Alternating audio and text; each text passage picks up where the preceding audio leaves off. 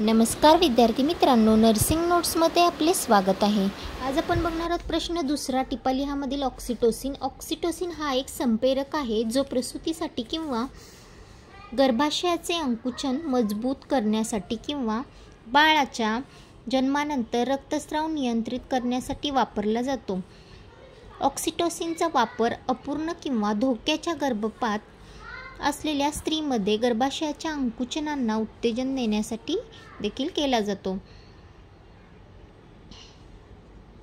याचा वापर औषध मार्गदर्शनामध्ये सूचीबद्ध नसलेल्या हेतूसाठी देखील केला जाऊ शकतो। जर याच्या वापरामुळे ॲलर्जी झाली तर त्वरित डॉक्टरांचा सल्ला घ्यावा लागतो। ॲलर्जी जसे की अंगावर उठणाऱ्या पित्ताच्या गाठी, कठीण श्वास, चेहरा, ओठ, जीभ किंवा घसा सूज येणे अशी ॲलर्जीची लक्षणे दिसून येतात। ऑक्सिटोसिनचे गंभीर दुष्परिणाम देखील होऊ शकतात। वेगवान, मंद किंवा असामान्य हृदयगती, बाळातपणानंतर जास्त रक्तस्राव, तीव्र डोकेदुखी, अंधुक दृष्टी, मान किंवा कानात धडधडणे, म्हणजे कानात असा फटफट करतो ना, त्याला म्हणतात धडधडणे, मान किंवा कानामध्ये असे फटफट करणे, गोंधळ, तीव्र अशक्तपणा, अस्थिर वाटणे। ऑक्सिटोसिनमुळे नवजात बाळामध्ये गंभीर किंवा जीवघेणे दुष्परिणाम देखील होऊ शकतात। त्याच्यामध्ये मंद हृदयाचे ठोके किंवा इतर असामान्य हृदयगती, लहान बाळामध्ये श्वासोच्छवासाच्या समस्या, स्नायू टोन आणि आरोग्य समस्यांची इतर चिन्हे। तसेच ऑक्सिटोसिनची काही सामान्य दुष्परिणामही दिसू लागतात। मळमळ किंवा उलट्या होणे, अधिक तीव्र किंवा अधिक वारंवार अंकुचन इत्यादी। ऑक्सिटोसिन हे स्नायूमध्ये इंजेक्ट केले जाते किंवा शिरांमधून ते दिले जाते। ऑक्सिटोसिन दिल्यानंतर पेशंटवर बारकाईने लक्ष द्यावे लागते। काही महत्त्वाची लक्षणे दिसत असतील तर डॉक्टरांच्या सल्ल्यानुसार औषधाने किती काळ उपचार करायचे हे निर्धारित केले जाते।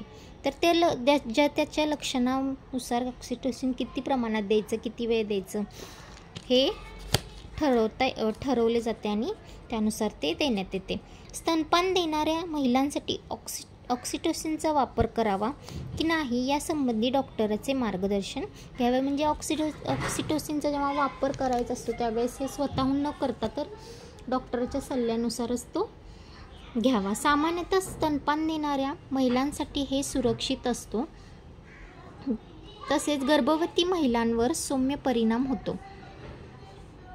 जर आधीच गर्भाशयाच्या ग्रीवेचे कर्करोगासारखी समस्या असेल तर गर्भाशयाचा कॅन्सर असेल तर ऑक्सिटोसिन देणे योग्य नाही, कारण त्याचे दुष्परिणाम होऊ शकतात। तर गर्भाशयाचा कॅन्सर असेल तर त्या अशा वेळेस ऑक्सिटोसिनचा डोस दिला जाऊ शकत नाही, हे योग्य नसते, त्याचे दुष्परिणाम होऊ शकतात।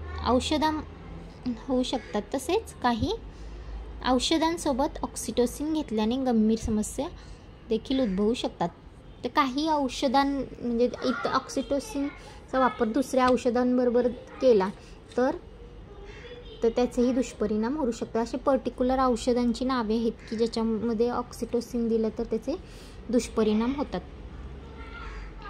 ऑक्सिटोसिनचा डोस, प्रशासनाचा मार्ग, रुग्णाचे वय, रुग्णाचा वैद्यकीय इतिहास आणि इतर घटकांवर अवलंबून असतो आणि यानुसार तो बदलू शकतो। त्याचे प्रमाण जास्त कमी किंवा कधी द्यायचं, किती वेळेत द्यायचं, काय ते सगळं कशावर आधारित असतं तर रुग्णाची हिस्ट्री, रुग्णाचे वय, इतर वैद्यकीय तपासणीमध्ये जे आले त्याच्यानुसार ते अवलंबून असतो। ऑक्सिटोसिन घेतल्यानंतर वाहन चालवणे किंवा अवजड यंत्रसामग्री ऑपरेट करणे सुरक्षित नसते। मेंदूच्या विकारासाठी ऑक्सिटोसिन घेण्याचे कोणतेही फायदे नाही आहेत। तर हे झालं टिपालिहामधला दुसरा प्रश्न ऑक्सिटोसिन। तर आणि लिहू शकता आणि याच्याबद्दल आणखी काही माहिती ॲड करायची ते देखील तुम्ही ॲड करू शकता। असेच पुढचा प्रश्न आपण बघणार आहोत पुढच्या व्हिडिओमध्ये। तर यासाठी पहिल्या माझ्या चॅनलला लाईक आणि सबस्क्राईब करा आणि कमेंट करायला विसरू नका। थँक्यू।